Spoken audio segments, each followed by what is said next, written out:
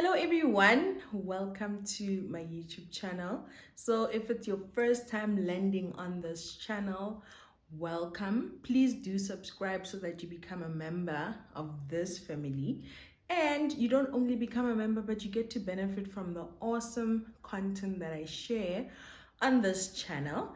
And if you are a returning subscriber, thank you so very much for your love and your support. Thank you for believing in me, and thank you for being my day ones. So my name is Ghulane-Flora, and I am a financial advisor who is very passionate about financial education and basically educating people about finances and financial wellness and helping people to build a healthy relationship with their finances and also to build wealth. So if you are looking for that, this is the right channel for you. So I hope you do enjoy your stay in this family.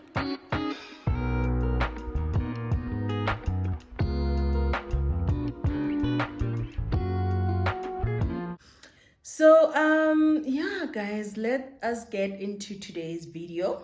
So in today's video, it's going to be a very simple and straight to the point video where we will be talking about the concept of paying yourself first. So you might be asking yourself that what is paying myself first? It's basically something that's used a lot in the streets of financial education and financial literacy, wealth creation, financial freedom. But some of you might not understand what it means when someone says paying themselves first or paying you first. So I'm going to be describing the concept and how it can benefit you and your financial situation. So the concept of pay me first or pay you first is something that originated from the book by the title of The Richest Man in Babylon. So basically what happens in that book is that there was a man who was staying in Babylon. He used to be poor, and then he then applied the concept of paying himself first, and then eventually he became the richest man in Babylon. So what the book suggests is that for your earnings, for every money that you earn, you need to take at least 10% of that money and allocate it towards paying yourself first. So someone might be like, okay, so how do I actually pay myself first? Okay, I hear you saying I must take that 10% and pay myself. But when I do pay myself, where does that money go? So how this concept is explained in the book is, let's say for example, you earn your salary, right? And then when you earn your salary, you pay your rent, you pay your car installment, you buy groceries, you do your nails, you do your hair, you buy clothes, you go out, you party, everything is nice. So now with all of that money, you paid your rent, you've paid your landlord, not yourself. You pay for your car, you pay the dealership, not yourself. You buy groceries, you paid the supermarket, not yourself. You do your nails and your hair, you pay the salon, not yourself. You buy clothes, you pay the shop that you're buying clothes from, not yourself. So now, if you have this 100%, which is your earnings, and you take that 10% to pay yourself, what you're basically going to do with that money that you are paying yourself with is you're going to take that money and put it where it is going to be making more money for you. So that concept of taking money and putting it where it's going to make more money for you is referred to as investing. So at least 10% of your earnings. If you can do more, then by all means, baby. But at least if you take 10% of your earnings and you allocate them towards investing, that is you paying yourself first. Because when you take that 10%, you invest it or you pay yourself first, that money is not just going to be sitting. That money is going to be working and making more money for you. So when that money makes more money for you, that is how you are paying yourself first, because you are putting money to work so that it can make more money to benefit you in the future. So if you are earning your money, but you're not allocating any funds to investing. You're basically spending all of your working life paying other people. So let's say, for example, you're going to work for the next 45 years. And in all of those 45 years, you never invested even a cent. It means all of these 45 years, you've basically been working to pay other people. You've been working to pay your landlord. You've been working to pay the bank. You've been working to pay the supermarkets, the restaurants, the flights, the vacation destinations. That's what you've been working for all of those 45 years.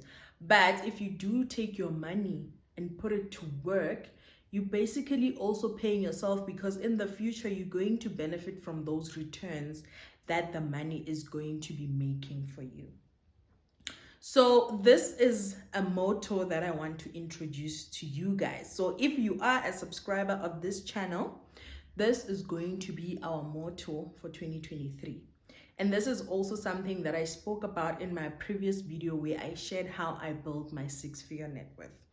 And basically it is 500 rands times 12 is 6,000 rands without the growth. So now if you take as little as 500 rands and you put it towards paying yourself first every month, or you put it towards your investment every month, that money at the end of the year without any growth, it's going to be 6,000 rands. So imagine now, depending on how your investments perform, the potential additional amount of money that you could have with that money, depending on the returns that you're going to be generating from where you've invested that money. So now I have made 2 examples for you guys. I did write them down on my notes because I don't want to be giving you guys wrong figures. So basically, I'm going to be giving you guys 2 examples of what you could have in the next 5 years if you invest as little as 500 Rand a month. So I did the first example with a return of 12%, which is a more realistic return. And then I did the second example with a return of 49%, which is a more optimistic return. And then you might be asking yourself, okay, but why the example with 49%? Why 49% specifically? So what happened with me is that I started investing in 2020. Yes, when I started my learnership, that's when I started my investment journey. So since 2020 up until now, when I looked at my Easy Equities South African equity returns, they gave me an average return of around 48 point something percent, which I have then rounded off to 49%. So this does not mean that you are also going to get the same results. You might get less or you might get more than what I got. But I'm just giving you an example to help you see where you could be in the next 5 years. For me, it has not even been 5 years yet. It's only been 3 years. It's actually less than 3 years because I didn't start investing in Feb. I started investing, I think, around March, May, somewhere there. Yeah. But you get the crux of the story. So I gave you those 2 examples. Like I said, and then you can't hold me accountable for this because, like I said, this is just for illustration purposes. Your returns could be less or equal or more than this. This is just for illustration purposes. So with the first example, we are assuming that you would be contributing 500 Rand every month for 12 months times 5 years. So when you do contribute 500 Rand for 12 months for 5 years, and those returns generate a growth of 12%, at the end of 5 years, you will be sitting with around 40,834 rands. So your total contributions in that 5 years would be 30,000 Rand. So that means that you made an additional amount or a growth of 10,830 something Rands, provided that you have a 12% return. So you see, you've been putting away your 500 Rands every month for 5 years. And in the next 5 years, that money is going to make you an additional 10,000 Rands or 10,000 Rand and 800. Wow, I'm zooming now. 10,800 Rands, which is a lot of money. So now moving on to the second example is we are assuming that you are contributing 500 rands every month for 5 years. So that money, if you generate a return, if someone's calling me, this always happens when I record my videos. Someone always calls me. Thank you. Okay. So now with the second example, we are assuming that you're going to be contributing 500 rands every month for 5 years with a return of 49%. So now your total contributions in that 5 years will still be 30,000 rands, and then the balance of your portfolio at the end of that 5 years would be 122,908 rands. That means that you have a potential of making a growth of 92,000 rand, of around about 92,000 rands, provided that you contribute 500 rand per month for 5 years. So those are the two examples just to show you how your money can work for you. So depending on the returns of the investment that you choose to put your money into, you have the potential of making yourself an additional 10,000 rand or an additional 92,000 rands, depending on where you put your money to work. So there are different types of investment vehicles. We have your bonds, we have your equity, we have your tax-free savings account, ETFs, unit trusts, we have property, we have cryptocurrency. We have a lot of investment vehicles, which we will get into more details on that in other videos. But basically, this is how the pay yourself first concept can benefit you guys. And in as much as the Richest Man in Babylon book recommends that you contribute at least 10% of your earnings, I know for some people 10% might be a lot, especially in today's economy, guys. 10% might be a lot, but my suggestion to you guys would be start with the little that you have and build gradually on that. So if for now you cannot afford to contribute 10%, contribute 5%. If you cannot afford to contribute 5%, contribute 2%. If you cannot afford to contribute 2%, contribute whatever you can afford to contribute. Like, don't ever think your money is too little to start investing. If you can afford to contribute only 100 rand a month towards your investment, start with that 100 rand and build gradually on that. When you have more money, then you'll invest more. But don't sit and wait and say, nah, what's the point of contributing 100 rand? I'll wait for when I can contribute 500 rands. No, start with the little that you have. This money, the compounding effect of basically, how can I put it? Compound interest will be your best friend if you start now. So basically, that is the concept of paying yourself first. In simple terms, it's just basically taking your money and putting it where it's going to be working for you. But two important things that I want you to take away is, you don't want to spend the whole of your working life paying other people and not paying yourself. That is the first takeaway that I want you to take. Remember, when you're paying your rent, you're paying your landlord. When you're paying for your car, you're paying the bank.